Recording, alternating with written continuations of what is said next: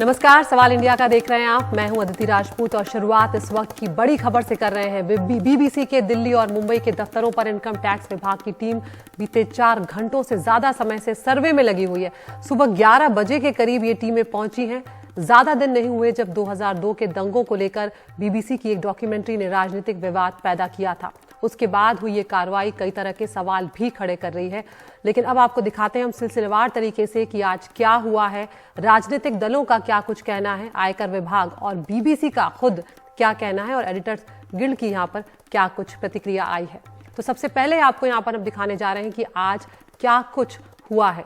BBC का जो मुख्यालय है उस पर आयकर विभाग की टीम पहुंची है। मुंबई और दिल्ली दोनों हेडक्वार्टर्स पर सर्वे किया जा रहा है। वहां पर दोनों ही हेडक्वार्टर्स पर टीम पहुंची है इनकम टैक्स विभाग की। सभी कर्मचारियों के फोन, लैपटॉप जब्त कर लिए गए हैं।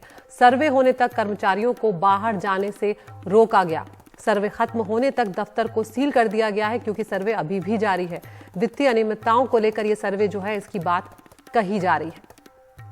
अब आपको यहाँ पर यह भी बता दें कि हम जानते हैं कि ये जो विवाद है बीबीसी की डॉक्यूमेंट्री को लेकर वो हाल ही में हुआ था और जिसके चलते कई सारे सवाल भी उठे थे। तो बीबीसी की डॉक्यूमेंट्री का ये मुद्दा था। बीबीसी की documentary India the Modi question को लेकर हुआ था विवाद। 2002 गुजरात दंगों पर है ये बीबीसी की डॉक्यूमेंट्री। दिसंबर में डॉक्यूमेंट्री को सार्वजनिक मंचों से हटा दिया गया था। केंद्र सरकार ने डॉक्यूमेंट्री शेयर करने पर पूरी तरह से रोक लगा दी थी। यूट्यूब और ट्विटर पोस्ट करने पर भी ब्लॉक कर दिया गया था। इसके अलावा हम जानते हैं कि हमारे देश भर में कई यूनिवर्सिटी में डॉक्यूमेंट्री दिखाने को लेकर भी विवाद हुआ था, जिसमें जेएनयू, जामिया, हैदराबाद, बेंगलुरु जैसी यूनिवर्सिटी भी शामिल रही। और इतना ही नहीं है, हम आपको ये भी बता दें कि ये मामला सुप्रीम कोर्ट तक भी पहुंच चुका था। बीबीसी की जो डॉक्यूमेंट्री का मामला था उसमें डॉक्यूमेंट्री और भारत में बीबीसी के काम पर रोक की याचिका तक जो है वो दाखिल की गई थी सुप्रीम कोर्ट में। ये याचिका हिंदू सेना की ओर से दाखिल की गई थी सुप्रीम कोर्ट में और इस याचिका में ये कहा गया था कि बीबीसी पूरी तरह से भारत और प्रधानमंत्री मोदी विरोधी अभियान चला रहा है। साथ ही ये भी कहा था इस याचिका में कि अदालत के पास इसको पूरी तरह से भारत में काम करने के बैन का अधिकार है और इस पर बैन लगा दिया जाना चाहिए, यानी कि बीबीसी के भारत में काम पर रोक लगनी चाहिए। उसके बाद सुप्रीम कोर्ट ने कहा था कि यह याचिका पूरी तरह से गलत है। केंद्र के बीबीसी डॉक्यूमेंट्री जो बैन के फैसले हैं उसका परीक्षण करेगा कोर्ट, ये भी कहा गया। और सुप्रीम कोर्ट ने केंद्र को नोटिस जारी करके इसमें जवाब मांगा है। इस मामले में सुनवाई अप्रैल में होने जा रही है क्योंकि जल्द सुनवाई से सुप्रीम कोर्ट ने इस पर इनकार कर दिया था। लेकिन जब से अब ये जो सर्वे चल रहा है, जब से इनकम टैक्स विभाग की टीम पहुंची हुई है जिसे वो सर्वे का नाम दे रही है, उसके बाद से ही लगातार कई तरह के जो सवाल हैं, प्रतिक्रियाएं हैं वो आनी शुरू हो गई हैं। तो सबसे पहले आपको कुछ राजनीतिक प्रतिक्रियाएं जो है यहाँ पर हम वो सुनवाने की कोशिश, वो दिखाने की कोशिश करते हैं। कांग्रेस ने यहाँ पर कहा है पहले बीबीसी की डॉक्यूमेंट्री आई, उसे बैन किया गया और अब बीबीसी पर आईटी का छापा पड़ गया है, अघोषित आपातकाल। उधर पीडीपी की तरफ से महबूबा मुफ्ती ने कहा है कि बीबीसी कार्यालय पर छापे का कारण और प्रभाव बिल्कुल स्पष्ट है। सच बोलने वालों को गवर्नमेंट ऑफ इंडिया बेशर्मी से परेशान कर रही है, चाहे वो विपक्षी नेता हो, मीडिया कार्यकर्ता या कोई और। सच्चाई के लिए लड़ने की कीमत चुकानी पड़ती है। इसके अलावा समाजवादी पार्टी के अध्यक्ष अखिलेश यादव ने भी ट्वीट किया। उन्होंने लिखा कि बीबीसी पर छापे की खबर वैचारिक आपातकाल की घोषणा है। अब यहाँ पर सबसे पहले ये भी जानना जरूरी है कि जिसे इनकम टैक्स विभाग सर्वे का नाम दे रहा है उसका क्या कुछ स्पष्टीकरण आया है। यहाँ पर सूत्रों के हवाले से हमारे पास ये जानकारी आई है जिसमें इनकम टैक्स विभाग का कहना है कि ये छापा या तलाशी नहीं है, सिर्फ सर्वे है। ये रूटीन सर्वे के तौर पर होते हैं। यहाँ पर यह भी कहा गया कि बीबीसी ने बरसों ट्रांसफर प्राइसिंग कायदों पर अमल नहीं किया है और इसके कायदों को सुनियोजित ढंग से तोड़ा है। ये आईआईटी जो इनकम टैक्स विभाग है उसकी तरफ से कहा जा रहा है, जो हमें सूत्रों के मुताबिक पता लगा है। मुनाफे के अहम हिस्से को जानबूझकर डाइवर्ट किया गया, ये भी आरोप फिलहाल लगाए जा रहे हैं। तो बीबीसी का क्या कुछ कहना है वो आपको बता देते हैं। बीबीसी की तरफ से भी यहाँ पर ट्वीट आया है। बीबीसी ने लिखा है यहाँ पर कि फिलहाल दिल्ली और मुंबई के बीबीसी दफ्तरों में आयकर अधिकारी मौजूद हैं और हम उनसे पूरा सहयोग कर रहे हैं। हमें उम्मीद है कि जल्द से जल्द इस स्थिति का समाधान हो जाएगा। तो यहाँ पर सवाल इंडिया में हम यही सवाल आज पूछने जा रहे हैं कि क्या ये प्रेस की आजादी पर हमला है? क्या भारत में अभिव्यक्ति की आजादी पर अंकुश बढ़े हैं? क्या आयकर विभाग किसी इशारे पर काम कर रहा है? और हमारे साथ हमारे दोनों सहयोगी मुंबई और दिल्ली से जुड़ गए हैं जहां पर ये इनकम टैक्स विभाग की छापेमारी चल रही है, सौरभ और सुनील सिंह। सौरभ शुक्ला, पहले मैं आपके पास आऊंगी, आप दिल्ली में मौजूद हैं। सौरभ, इस वक्त क्या कुछ चल रहा है, क्योंकि अब करीब करीब 4 घंटे का वक्त जो है वो हो चुका है, क्या कुछ चल रहा है यहाँ पर और क्या किसी से बात आपकी हो पाई है? बिल्कुल आदित्य, 4.5 घंटे हो गए हैं और चूंकि बीबीसी के सारे कर्मचारियों को कह दिया कि सर्वे खत्म होने तक वो किसी से बाहर बातचीत ना करें, इसलिए जो कर्मचारी अंदर हैं वो बात नहीं कर रहे हैं। उनके फ़ोन और उनके लैपटॉप भी कई कर्मचारियों के वो इनकम टैक्स के पास हैं। तो ये एक बहुत बड़ा सवाल है कि पत्रकारों का फ़ोन और लैपटॉप रखना कितना जायज़ है। अब बात करते हैं लगभग 11:20 पर 24 सदस्यीय टीम आयकर विभाग की इस बीबीसी दफ्तर पहुंची और आपको हमारे कैमरा पर्सन जूम करके दिखाएंगे। ये कनॉट प्लेस के ठीक पास में केजी मार्ग है। यहाँ पर इस बिल्डिंग जो सब नज़र आ रही है, हिंदुस्तान टाइम्स की बिल्डिंग है, उसके 5वें और 6वें फ्लोर पर बीबीसी का दफ्तर है, जहाँ पर ये सर्वे चल रहा है। जैसा कि आपने बताया कि इनकम टैक्स के जो सूत्र हैं वो ये कह रहे हैं कि जो इंटरनेशनल टैक्सेशन की पॉलिसी है, प्राइसिंग पॉलिसी है, उसका उल्लंघन किया। जो लाभ हुआ बीबीसी से, बीबीसी को भारत में, उसे उन्होंने गैर कानूनी तरीके से बाहर ट्रांसफ़र किया। इस पर अनियमितता के चलते ये सर्वे हो रहा है और इनकम टैक्स ये भी कह रहा है कि आप इसको रेड ना बोलें, इसको छापा ना बोलें, इसे आप सर्वे कहें। अभी बहुत तकनीकी बात है, लेकिन आप जब एक प्रतिष्ठित अंतर्राष्ट्रीय न्यूज़ एजेंसी के दफ्तर जाते हैं, अब उस दफ्तर में जाहिर सी बात है कि एडिटोरियल या तमाम तरीके की खबरों से संबंधित दस्तावेज भी होंगे, वहाँ पर सर्वे किया जाता है, इसको लेकर के सवाल पूछे जाएंगे। अब जो पता चल पा रहा है कि जो फाइनेंस डिपार्टमेंट है यहाँ का, उसके कंप्यूटर को खंगाला जा रहा है। जो उनकी बैलेंस शीट है, जो उनके डॉक्यूमेंट्स हैं, फाइनेंशियल ट्रांजैक्शंस के डॉक्यूमेंट्स हैं, उनका डेटा जो है वो ट्रांसफ़र कर रही है इनकम टैक्स की टीम। और साफ तौर पर इनकम टैक्स ने यही कहा है कि जब तक ये सर्वे ख़त्म नहीं हो जाता, जिनसे पूछताछ की जा रही है, जो लोग यहाँ मौजूद हैं, वो दफ्तर के बाहर नहीं जाएंगे। बीबीसी ने भी सारे अपने एम्प्लॉयज़ को यही कहा है कि आप लोग ऑफिस ना आएँ, जो लोग बाहर हैं वो बाहर से ही काम करें। वो पूरी तरीके से सहयोग करें और जल्द इसको लेकर के एक डिटेल प्रेस रिलीज के साथ सामने आएंगे। अब आदित्य, बात जो आपने सवाल उठा रहे हैं आप अपने सवाल इंडिया में कि ये प्रेस की अभिव्यक्ति पर सवाल है, जाहिर सी बात है सवाल विपक्ष भी उठा रहा है, क्योंकि बीबीसी की डॉक्यूमेंट्री को लेकर हम सब जानते हैं कितना बवाल हुआ जो गुजरात दंगों पर थी। यूनिवर्सिटीज़ में दिखाई गई तो छात्रों को पीटा गया, छात्रों को गिरफ्तार भी किया गया। आईएनबी मिनिस्ट्री ने वो तमाम लिंक डॉक्यूमेंट्री के ब्लॉग भी किए थे।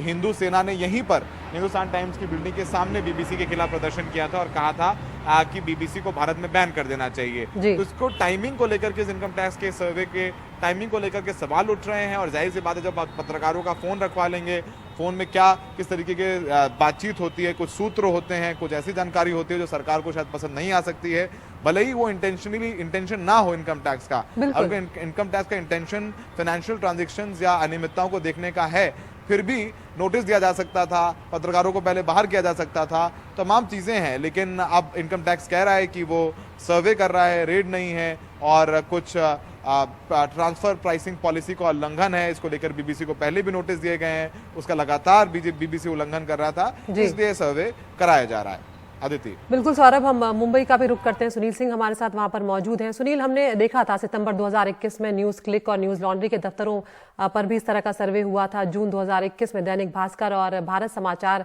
के सर्वे की भी हमारे सामने खबरें हैं। ऐसे में टाइमिंग जो है उसको लेकर कई तरह के सवाल उठाए जा रहे हैं। मुंबई से इस वक्त क्या कुछ जानकारी मिली है? क्या आपकी किसी से वहां पर बात हो पाई है, चाहे वो बीबीसी के कर्मचारी हो या फिर कोई जो इनकम टैक्स विभाग के जो अधिकारी वहां पर पहुंचे हुए हैं? अच्छी देखिए, सुबह 11 बजे आयकर के अधिकारी यहाँ पर आए थे। 4 बज चुका है, यानी कि तकरीबन 5 घंटे।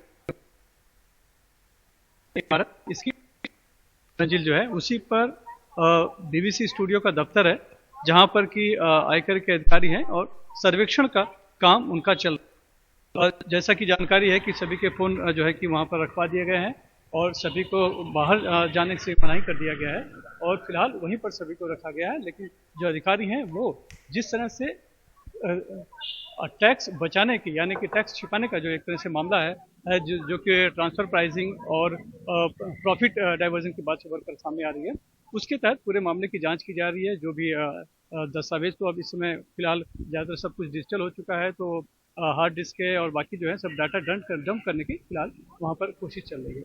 रही बात करने की, चूँकि किसी को बाहर आने की इजाज़त नहीं है, इसीलिए किसी से बात नहीं हो पा रही है। फ़ोन भी जो हम कोशिश कर रहे हैं तो कोई फ़ोन भी वहाँ पर ले नहीं रहा है और दूसरी बात, इसकी प्रतिक्रिया जैसा आपने बताया समय की बात, तो बिल्कुल ऐसे मामलों में टाइमिंग जो है बहुत मायने रखती है इस समय, कि कौन से समय पे कौन सी कार्रवाई हो रही है। तो इसको जिस तरह से बीबीसी पर इस समय एक कर छिपाने के तहत का मामला है, एक तरह से सर्वेक्षण चल रहा है, तो स्वाभाविक तौर पर इसे जोड़ा जा रहा है बीबीसी की उस डॉक्यूमेंट्री से जो कि गुजरात दंगों पर बनी है और जिसमें कि प्रधानमंत्री नरेंद्र मोदी जिसमें थे और जिसको लेकर इतना विरोध हुआ है, उस पर बैन भी लगाया गया था और दिखाने के लिए भी कई हंगामे हुए।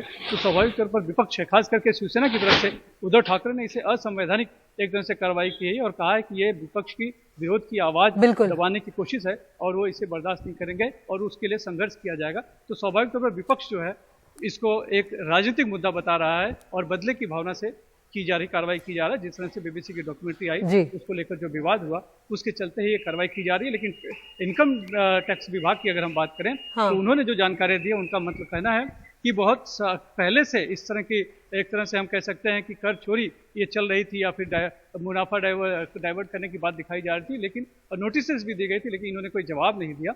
लिहाजा अब जाकर सर्वेक्षण किया जा रहा है।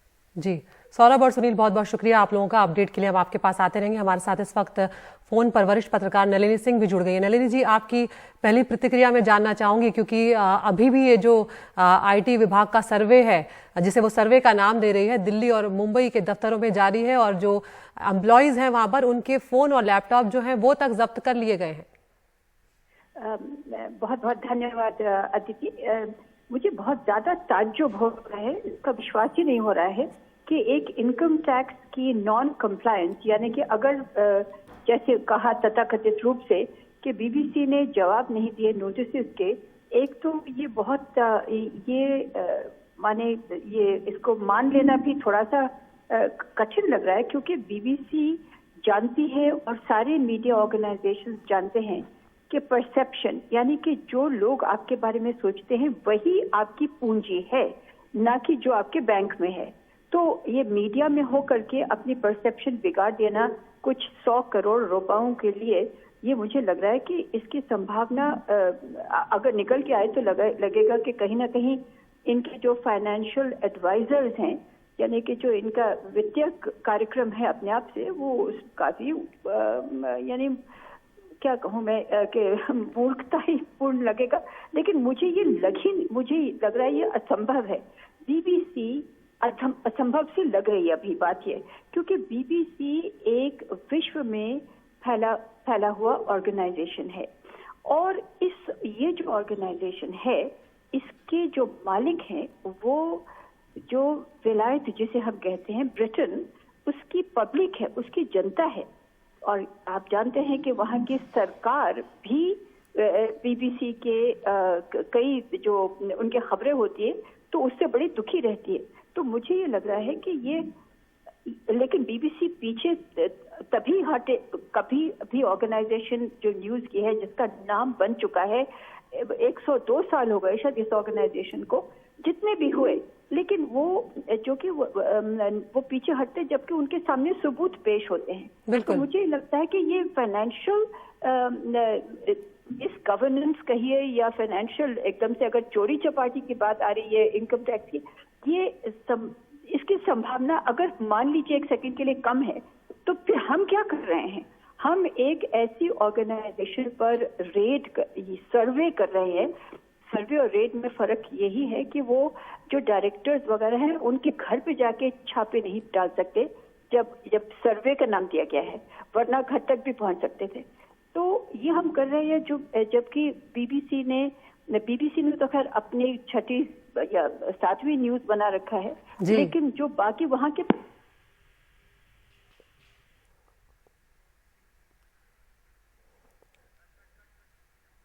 नलिनी जी को हम दोबारा लगाने की यहाँ पर कोशिश कर रहे हैं, तो वो साफ तौर पर ये कह रही हैं कि जिस तरह का बीबीसी का काम रहा है, जिस तरह से उसने अपनी जो साख यहाँ पर बनाई है, उसमें ये विश्वास नहीं हो पा रहा है। ये नलिनी सिंह का कहना है कि इस तरह की सर्वे जो है उनके खिलाफ किया जा रहा है, क्योंकि ये अपने आप में बेहद चौंकाने वाली बात है। यहाँ पर आपको हम एक और प्रतिक्रिया यहाँ पर हम दिखाते हैं। एडिटर्स गिल्ड जो है उसकी तरफ से भी प्रतिक्रिया हमारे सामने आई है। एक बार नलिनी सिंह हमारे साथ फिर से जुड़ गई। नलिनी जी, यहाँ पर जो बात आप कह रही हैं उससे तो हम सब इत्तेफाक रखते हैं। यहाँ पर सवाल ये भी है, जो टाइमिंग है वो अपने आप में बहुत बड़ा एक मुद्दा है। नलिनी जी, आप जानती हैं कि क्या कुछ चल रहा है। उस हिसाब से बीबीसी की जो डॉक्यूमेंट्री आई उसे बैन किया गया, उसके बाद किस तरह से यूनिवर्सिटी में वो डॉक्यूमेंट्री दिखाने को लेकर कितने विवाद हुए। देश भर की अलग अलग यूनिवर्सिटी से खबरें आई कि कभी कोई गिरफ्तारी की जा रही है छात्रों की, कभी हिरासत में लिया जा रहा है। तो ये जो टाइमिंग है ये अपने आप में एक बहुत बड़ी बात है। देखिए, ऐसा है अदिति, मुझे लगता है कि आज की जो सर्वे है, सर्वे नोमा रेट जो है, उसने तो उस डॉक्यूमेंट्री की जिंदगी उसको दोबारा उसको जिंदगी दे दी है। यानी कि अगर लोग उसको एक खत्म भी समझ रहे थे, अब दोबारा वो आ गई, जीवंत हो गई। एक बात समझ में नहीं आ रही। मोदी जी कहते हैं कि आलोचना उनके लिए न्यूट्रिशन यानी कि एक पोषक आहार है। तो अगर ये मान के चले कि डॉक्यूमेंट्री में उनके लिए थोड़ी बहुत अगर आलोचना की भी उनकी, तो उनकी सारी पार्टी को तो इसको नतमस्तक करना चाहिए कि हमारे लीडर कहते हैं कि पोषक आहार है। अगर क्या वो जानते नहीं कि सारी दुनिया में इस वक्त यही कहा जा रहा है, यानी कि मीडिया सर्कल में दुनिया भर में यही कहा जा रहा है कि एक डॉक्यूमेंट्री जिनमें मोदी जी का तथाकथित रूप से जो 2000 मुसलमान और 1000 जो हिंदू मरे थे, उनमें उनकी इन्वॉल्वमेंट की बात की गई थी, जिसको सिरे से नकार दिया था जो भारत सरकार के प्रवक्ता हैं अरिंदम बागची जी ने। ठीक है, तो अब उसको दोबारा ज्वलंत कर दिया आपने। अब यही कह सकते हैं ना कि अब ये अगर आलोचना अगर आप नहीं सह पा रहे, तो आपके लीडर तो कहते हैं कि पोषक आहार है, तो आपको ये जहर क्यों लग रही है। दूसरी बात ये थी कि अगर आप शायद मुझे पता लगा है कि भाजपा प्रवक्ता ने बताया है, गौरव भाटिया जी ने, कि ये भ्रष्ट बकवास कॉरपोरेशन, बीबीसी भ्रष्ट बकवास कॉरपोरेशन है। तो ये कहा जा रहा है कि भाई, अगर उन्होंने शायद कहा है कि अगर बीबीसी ने कुछ गलत नहीं किया तो वो उनको डर क्या लग रहा है, किस बात का लग रहा है, तो वो आ जाए सामने और सब चीज वहां पे यानी कि इनकम टैक्स डिपार्टमेंट बता देगा कि क्या कमी है। मैं बताती हूँ कि डर क्यों लगता है किसी भी हम जैसे नाचीज छोटे छोटे जर्नलिस्ट को। ये लगता है सिर्फ एक चीज का कि हमारा वक्त जाया होगा, हमारे पास और कोई पूंजी है ही नहीं। बिल्कुल। एनडीटीवी में तो आप लोग जानते हैं कि कितने साल आप लोग संघर्ष करते रहे। तो अब मैं नहीं चाहती कि, अब मैं समझती भी नहीं कि आपको जवाब देना चाहिए, मैं तो सिर्फ कमेंट कर रही हूँ। हमारे पास एक ही पूंजी है और वो है हमारा समय, और हम अपने दिमाग से उस समय का प्रयोग करते हैं समाज में वो चीजें दिखाने के लिए जो हम समझते हैं कि हमारे संविधान ने कहा हुआ है कि हमारा अधिकार। अगर बीबीसी जैसे कॉरपोरेशन या किसी भी मीडिया हाउस को अगर आप इस तरह से खींच लेते हैं, तो उनके जो जैसे कहते हैं कि उनके जो सीमित जो साधन होते हैं, बेशक वो दिमागी के तौर पर हो या कुछ भी, वो इस पे लग जाएंगे। अब लग जाएंगे बीबीसी के, तो आपकी जीत हुई, मैं मानती हूँ। क्योंकि अगर आप का जो मेन इंजन चलता है यानी कि न्यूज गैदरिंग में, उसमें फोन नहीं है, लैपटॉप नहीं है, आप बता नहीं सकते, तो फिर आप जीत गए आज के लिए। लेकिन देखिए, ये कभी भी जीते नहीं होती, ये जीत होती ही नहीं है। कि जब हम, बताइए मुझे एक बात बताते हैं, शायद आप ही बता दें, कि जब हम कहते हैं कि जी फला विदेशी ऑर्गेनाइजेशन ने ये कहा है एक सर्वे के बाद कि मोदी जी विश्व के सबसे ज्यादा चाहने वाले लीडरों में से एक नहीं बल्कि सबसे ज्यादा चाहते हैं लोग उनको, वो बिलवेड लीडर नंबर 1 है विश्व के, हम उनकी यकीन कर लेते हैं आज। हाँ, और यकीन ही नहीं करते। हमारे जो ऑफिशियल है ऑल इंडिया रेडियो और दूरदर्शन पे, उसको नंबर 1 न्यूज में भी दिया जाता है। आज हम बीबीसी को कहे भ्रष्ट बकवास कॉर्पोरेशन, वही कॉर्पोरेशन या उसी की। और फिर कहीं ना कहीं नलिनी जी, यहाँ पर सवाल ये भी उठेगा कि जब ये बात कही जाती है या ये आरोप लगते हैं कि क्या भारत में अभिव्यक्ति की आजादी पर अंकुश बढ़े हैं, तो इस तरह के आरोपों को, इस तरह की जो बातें हैं, उन्हें और बल मिलेगा। अदिति, आप ठीक कह रही हैं। मैं साथ में ये कह देना चाहती हूँ, बल्कि मैं माफी मांग रही हूँ कि मैं उत्तेजित होकर बोल रही हूँ, मैं बोलना नहीं चाहती, लेकिन ये कहीं ना कहीं जाके चुभ रही है बात। देखिए, आज हम G20 का पूरा साल हम लोग उसके चेयर हैं, ये बहुत बड़ी बात है। और उसके अंदर में कई मीटिंग्स होंगी, मतलब सैकड़ों तरह से हम अपने आप को चमका रहे हैं। अब मैं आपसे कह रही हूँ कि उसके अंदर में हमें, मैं तो सिर्फ एज ए जर्नलिस्ट और एज ए नागरिक की हैसियत से मैं पूछना चाहती हूँ कि ये आप हमारे देश के नाम पर इस वक्त धब्बा क्यों लगा रहे हैं? विश्व भर में ये धब्बा लग जाएगा कि जी यहाँ पर अभिव्यक्ति का कह लीजिए, आजादी कह लीजिए, या कह लीजिए कि कोई और ऑर्गेनाइजेशन आती है तो हम उसके साथ ये व्यवहार करते हैं। बिल्कुल, अभी और देखना होगा कि क्या कुछ इस खबर में निकल कर आता है। नलिनी जी, बहुत बहुत शुक्रिया, आपने वक्त निकाला एनडीटीवी से बातचीत करने के लिए। तो ये आपने सुना वरिष्ठ पत्रकार नलिनी सिंह को। यहाँ पर आपको हम सुनाना भी चाहेंगे क्योंकि जो आईटी ऑफिसर हैं उनका यहाँ पर क्या कुछ कहना था, जब वो पहुंचे तो किस तरह की बातचीत थी, वो भी आपको सुनवाते हैं। Income tax department, IT department, चलो आप लोग फोन रखो, आराम से तो बात करोगे यार। फोन गेट खुलवा रहे हैं आप 10 मिनट से, गेट कौन खुलवा रहे हैं आप लोग? ऐसे बिना वारंट के गेट खोलेंगे? वारंट आपको पता है, वारंट सील हो चुका है, देखा हुआ वारंट, तब अंदर किया। और बीजेपी की तरफ से भी प्रतिक्रिया आई है। बीजेपी के प्रवक्ता गौरव भाटिया ने क्या कुछ कहा है वो भी सुनवाते हैं। यहां पे कोई भी एजेंसी हो, आईटी हो, इनकम टैक्स डिपार्टमेंट, चाहे जांच एजेंसियां हो, ये वो पिंजरे का तोता नहीं रही हैं जो सर्वोच्च न्यायालय ने कांग्रेस पार्टी की सरकार को फटकार लगाई थी। ये अपना काम कर रही हैं। और सवाल आज ये भी कहा जाएगा, कोई भी एजेंसी हो, मीडिया से जुड़ी हो, कंपनी हो, अगर भारत में वो काम कर रही है तो उसको भारत के कानून को मानना होगा, उसका पालन करना होगा। अगर कुछ गलत किया नहीं है, कानून का पालन किया है, तो फिर डर कैसा, फिर चिंता कैसी? अगर एक संस्था, कानूनी संस्था अपना कार्य कर रही है और अभी वो कार्रवाई पूरी भी नहीं हुई है, उसका निचोड़, उसका निष्कर्ष बाहर भी नहीं आया है, किस आधार पर कांग्रेस पार्टी, समाजवादी पार्टी, तमाम विपक्षी दल, जो भी देश विरोधी ताकत है उसके साथ खड़े हो जाते हैं? आपका चरित्र ऐसा क्यों बन गया है कि आप संयम नहीं बरत सकते? तो यहाँ पर गौरव भाटिया साफ तौर पर कह रहे हैं कि अभी तो जांच ही चल रही है, फिर इस तरह से कैसे कहा जा सकता है कि ये गलत है।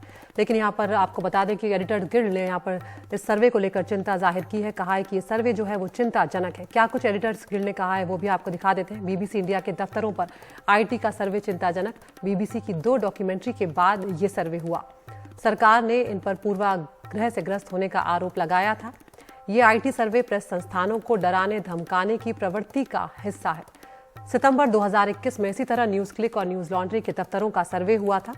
जून 2021 में दैनिक भास्कर और भारत समाचार का सर्वे हुआ था। न्यूज क्लिक में प्रवर्तन निदेशालय के छापे हुए थे, ईडी के छापे हुए थे। ये संवैधानिक लोकतंत्र को कमजोर करने वाली प्रवृत्ति है। ऐसी जांच में गहरी संवेदनशीलता की जरूरत है ताकि पत्रकारों और मीडिया संस्थानों के अधिकारों पर चोट ना हो। सरकारी एजेंसियां तय दायरों के मुताबिक ही काम करें। तो यहाँ पर ये एक बहुत बड़ा सवाल है कि जो पत्रकार हैं उनकी जो संवेदनशीलता है वो यहाँ पर बनी रहनी चाहिए। जिस तरह से वो काम करते हैं, उनका वो अधिकार जो है उसका कहीं ना कहीं हनन नहीं होना चाहिए, क्योंकि जब आप मोबाइल और जब आप लैपटॉप जब्त करते हैं तो यहाँ पर बहुत कुछ ऐसी चीज़ें होती हैं जो जानकारी के लिहाज से उन फ़ोन कॉल्स में, उन लैपटॉप्स में होती है, लेकिन उसमें कई बार जो इंटेंशन है वो गलत नहीं होता। तो देखना होगा कि इस जांच में कितनी संवेदनशीलता जो है वो बढ़ती जाती है। फिलहाल सवाल इंडिया में एक छोटे से ब्रेक के लिए रुक रहे हैं, फौरन हाजिर होते हैं।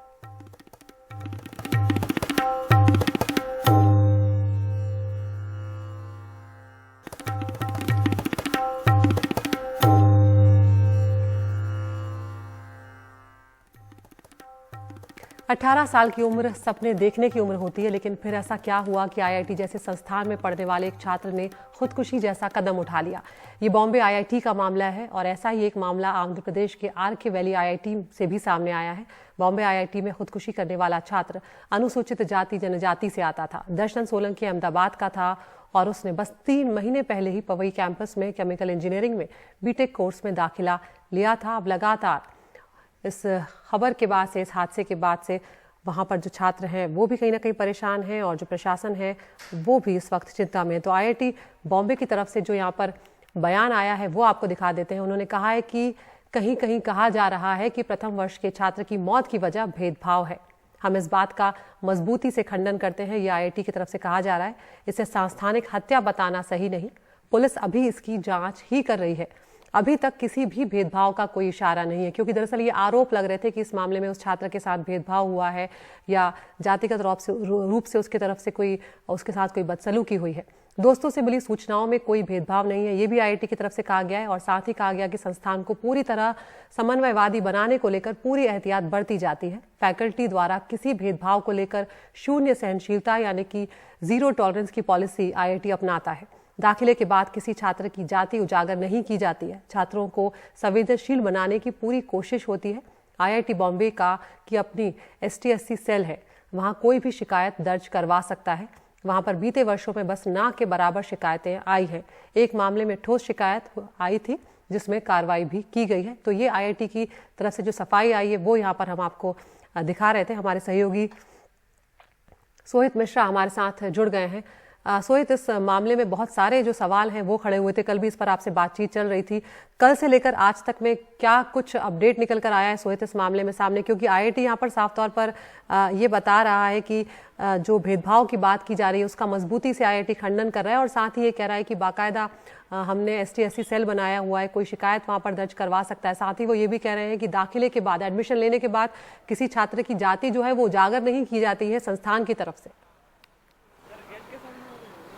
बिल्कुल, देखिए आदित्य, अगर इस पूरे मामले की बात करें तो दर्शन सोलंकी ने जिस तरह से सुसाइड किया, आत्महत्या की, उसके बाद से कई सारे आरोप उनके ही जो IIT बॉम्बे के अलग अलग स्टूडेंट एसोसिएशन हैं उसमें से एक एसोसिएशन ने सोशल मीडिया के जरिए लगाया था और उसमें बताया था कि किस तरह से अनुसूचित जाति जनजाति से आने के कारण भेदभाव का सामना IIT बॉम्बे में करना पड़ता है। कल भी जब हम चर्चा कर रहे थे तो इस पर भी चर्चा किया था कि पुलिस इस पूरे मामले की जांच कर रही है। इस सब के बीच अब IIT बॉम्बे की ओर से ये जो आरोप लगाया जा रहा है उसका खंडन किया गया है और इसलिए ये बयान जारी किया गया है कि ज़रूर ये ऐसी बातें आ रही हैं, लेकिन हमने जो छात्र हैं उनके मित्रों से भी बातचीत की और भी बाकी जगहों पर बातचीत की। अब तक ऐसे कोई ठोस सबूत इस मामले में नहीं मिले हैं। रही बात इस पूरे मामले की, तो पुलिस की ओर से जांच जारी है। आज दर्शन सोलंकी का जो शव था उसे अहमदाबाद ले जाया गया, उनका अंतिम संस्कार आज वहां पर किया गया। पुलिस की ओर से फिलहाल पूरे मामले की जांच की जा रही है और पुलिस हर एक एंगल से देख रही है, ये चाहे वो भेदभाव का एंगल हो या फिर जिस तरह से अभी आपने भी कहा कि 3 महीने पहले ही उन्होंने IIT बॉम्बे में एडमिशन लिया था। शनिवार के दिन उनके पहले सेमेस्टर के जो आखिरी परीक्षा थी वो खत्म होता है और रविवार के दिन दर्शन सोलंकी ने आत्महत्या की। ऐसे में क्या पढ़ाई का दबाव था या किस तरह का दबाव था, हर एक तरीके से पुलिस की ओर से इस पूरे मामले की जांच जारी है। लेकिन जो आरोप एक IIT बॉम्बे जैसे प्रेस्टिजियस इंस्टीट्यूट पर लग रहे थे, उसी के बाद अब इस तरह से एक बयान उनकी ओर से जारी किया गया है। इन सभी आरोपों का खंडन किया गया है, लेकिन सवाल यही है कि अगर भेदभाव की बात एक आरोप को छोड़ भी दें, अगर और भी बातचीत करें तो किस तरह का ये मेंटल प्रेशर या मेंटल हेल्थ की जो बात आती है कि 18 साल का एक नौजवान अगर आत्महत्या करता है तो ये काफ़ी चिंता का विषय है और इसे लेकर क्या कुछ किया जा रहा है मेंटल हेल्थ को देखते हुए, इस पर भी कहीं ना कहीं कुछ ठोस कदम उठाने की ज़रूरत है। बिल्कुल, बहुत बहुत शुक्रिया सोहित इस तमाम जानकारी के लिए। और यहाँ पर ये भी बहुत महत्वपूर्ण होगा कि आखिर पुलिस की जांच में क्या कुछ निकल कर आता है और दर्शन के परिवार वाले जो हैं उनकी क्या कुछ प्रतिक्रिया रहती है। सवाल इंडिया में फिलहाल हम ले रहे हैं एक छोटा सा ब्रेक के उस पार आपको दिखाएंगे कि मेहरौली में किस तरह से जो अतिक्रमण हटाने की कार्रवाई चल रही है उसको लेकर लोगों का गुस्सा एक बार फिर फूटा।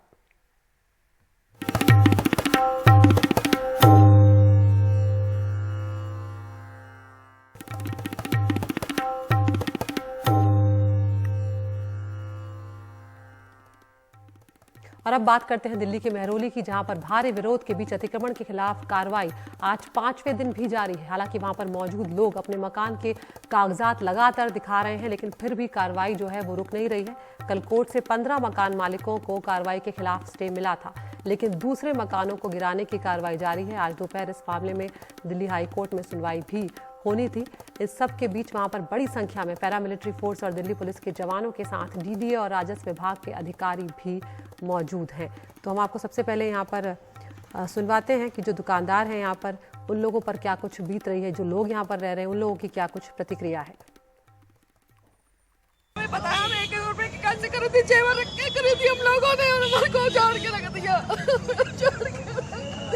मोदी जी कह रहे हैं हम भूकंप से निकाल रहे हैं, हमारे ऊपर तो मोदी जी भूकंप चला रहे हैं। हमारे बच्चे कैसे खाएंगे हम? यहाँ दुकान टाइप करते हैं हम लोग, पता नहीं कैसे कैसे बनाया हम लोगों ने। हमारे बच्चे पढ़ रहे हैं अभी पेपर सिर पे, हमारे बच्चों की एजुकेशन रह जाएगी, हमें तो यही टेंशन खाई जा रही है। और चल रहे हैं हमारे सहयोगी रवीश रंजन शुक्ला के पास, जो लगातार इस मामले पर नजर बनाए हुए हैं। रवीश, आज 5वां दिन है और इसी तरह से लोग जो हैं रोज आंसू बहाते हुए नजर आ रहे हैं, क्योंकि उन्होंने जिंदगी भर जो कुछ कमाया, जो कुछ इकट्ठा किया, उसमें इन्होंने मकान या दुकानें यहाँ पर खड़ी की और अब ये टूटती हुई इनसे देखी नहीं जा रही है। क्या कुछ होता हुआ इसमें नजर आ रहा है? क्योंकि जब कोर्ट में जा रहा है मामला तो कुछ लोगों को स्टे मिल जाता है, लेकिन फिर बाकी मकान या जो दुकानें हैं वो टूटना शुरू हो जाते हैं। यहाँ पर मैं इस वक्त महरौली में हूँ और यहाँ पर आप देख सकते हैं कि देखते ही देखते तमाम सारे जो मकान हैं वो इस तरीके से खंडहर में तब्दील हो गए हैं। पूरी ज़िंदगी भर की जो जमा पूंजी थी वो लोगों ने लगाकर यहाँ पर मकान और दुकान बनाई थी, लेकिन आप देखिए कि लगातार जो 5 दिनों से जो ड्राइव यहाँ पर चल रहा है अतिक्रमण हटाने का, उसके तहत पूरी तरीके से जमींदोज कर दिया गया है। पैरामिलिट्री फोर्स से दिल्ली पुलिस लगी हुई है। अभी बीजेपी की तरफ से भी हमें मैसेज आया है कि उपराज्यपाल से एक बीजेपी का डेलीगेशन मिला है और उपराज्यपाल ने ये भरोसा दिया है कि आज अतिक्रमण बंद हो जाएगा, लेकिन उसके बावजूद जो है वो अतिक्रमण लगातार बुलडोजर। जब इतनी बड़ी तादाद में मकान और दुकान यहाँ पर बन रहे थे तो यहाँ से महज 150 मीटर की दूरी पर जो है वो रजिस्ट्री ऑफिस, एसडीएम का ऑफिस है। ये लोग क्या काम कर रहे थे? डीडीए और राजस्व विभाग की नाक के तले जो है ये सारा जो फ्लैट हैं, जो दुकानें हैं, वो यहाँ पर बनी और अब सालों बाद में याद आया डीडीए को कि उनकी यहाँ पर जमीन है। निश्चित तौर पर उन लोगों के खिलाफ में भी कार्रवाई करनी चाहिए जिन लोगों के नाक के तले जो है वो यहाँ पर ये इस तरीके के फ्लैट बनते रहे, दुकानें बनती रहीं। अब देखना होगा कि जिन लोगों ने खरीदा था वो तो इस समय खून के आंसू बहा रहे हैं क्योंकि उनकी जिंदगी भर की जमा पूंजी चली गई और मकान इस तरीके से खंडहर हो गए। लेकिन जिन लोगों ने पैसा लेकर या किसी भी तरीके से मिलजुल कर जो है वो इन मकानों को बनवाया था, उनके ऊपर आखिर कब कार्रवाई होगी वो यहाँ के स्थानीय लोग जरूर। रवीश, यहाँ पर आपको रोकना चाहूंगी, एक और खबर की तरफ हम यहाँ पर रुक कर रहे हैं। इस वक्त बड़ी खबर आ रही है, 250 एयरबस खरीदे की टाटा, ये खबर आ रही है। एयर इंडिया 250 एयरबस एयरक्राफ्ट जो है वो हासिल करने जा रही है, तो ये एक बड़ी खबर यहाँ पर आ रही है। इस वक्त सुनते हैं प्रधानमंत्री नरेंद्र मोदी क्या कुछ कह रहे हैं। We have grown, as Chandra explained, a very close relationship in the last 2 years, and this is placing the two companies in a very good place to work together and develop India as a leading and sustainable aviation market. Chandra, we believed and we continue to believe in your vision for Air India and for India. So India is well on its way to achieving its ambition in the aerospace and defense sector, and Airbus will continue to be a very strong partner in this journey. Thank you very much again for your trust and looking forward to working together now. Thank you, Mr. Fowry.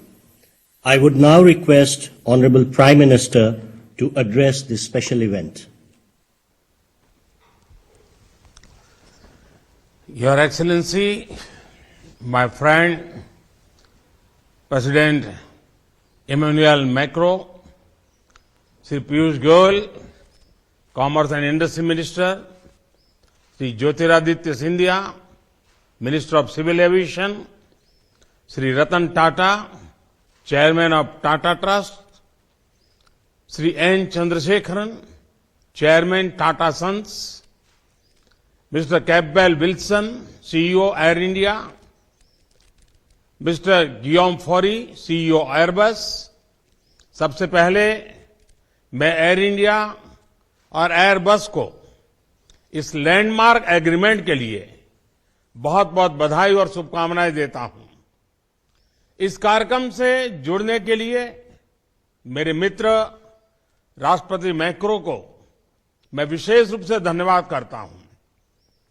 यह महत्वपूर्ण deal Bharat और France के गहराते संबंधों के साथ साथ भारत के civil aviation sector की सफलताओं और आकांक्षाओं को भी दर्शाती है।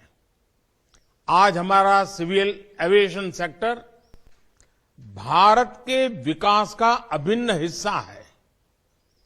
सिविल एविएशन को मजबूत करना हमारी नेशनल इंफ्रास्ट्रक्चर स्ट्रेटेजी का एक महत्वपूर्ण पहलू है।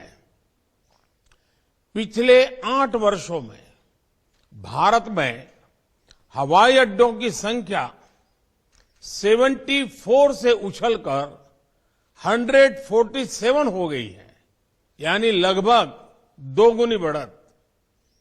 हमारी रीजनल कनेक्टिविटी स्कीम उड़ान के माध्यम से देश के सुदूर हिस्सों की एयर कनेक्टिविटी से जुड़ रहे हैं, जिससे लोगों के आर्थिक एवं सामाजिक विकास को बढ़ावा मिल रहा है।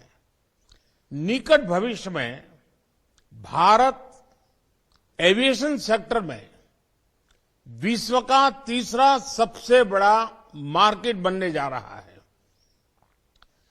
कई आकलनों के अनुसार भारत को अगले 15 वर्षों में 2000 से अधिक विमानों की आवश्यकता होगी। आज की ऐतिहासिक घोषणा इस बढ़ती मांग को पूरा करने में सहायक होगी।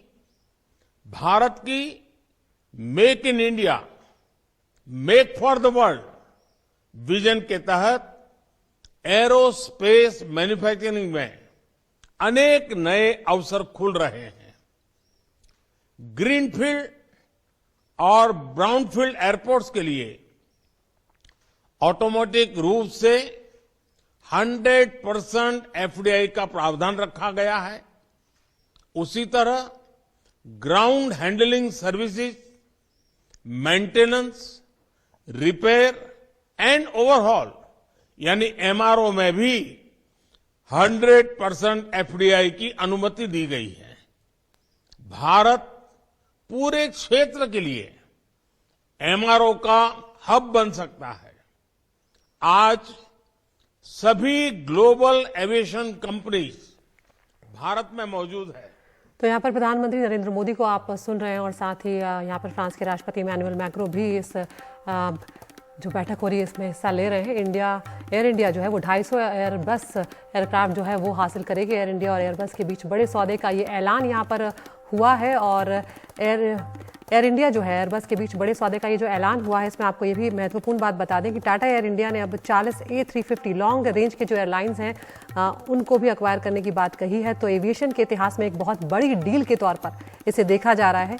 एयरबस से अब 250 एयरक्राफ्ट का ऑर्डर दे दिया है टाटा ने, और जिसके लिए प्रधानमंत्री नरेंद्र मोदी ने दोनों को ही, एयर इंडिया को, टाटा को और एयरबस को भी यहाँ पर शुभकामनाएं दी है।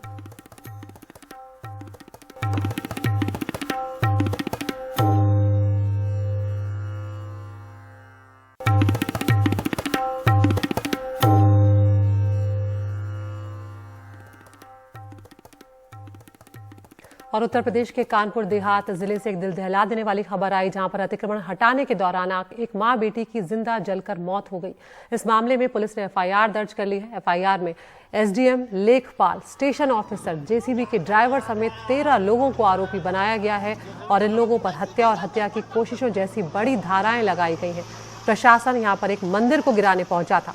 पीड़ित परिवार ये आरोप लगा रहा है कि इसी दौरान उनकी झोपड़ी को आग के हवाले कर दिया गया, जिसमें जलकर मां और बेटी की मौत हो गई है। दोनों की बचाने की कोशिश में परिवार का जो मुखिया था वो भी गंभीर रूप से घायल हो गया है, जिसका अस्पताल में इलाज करवाया जा रहा है।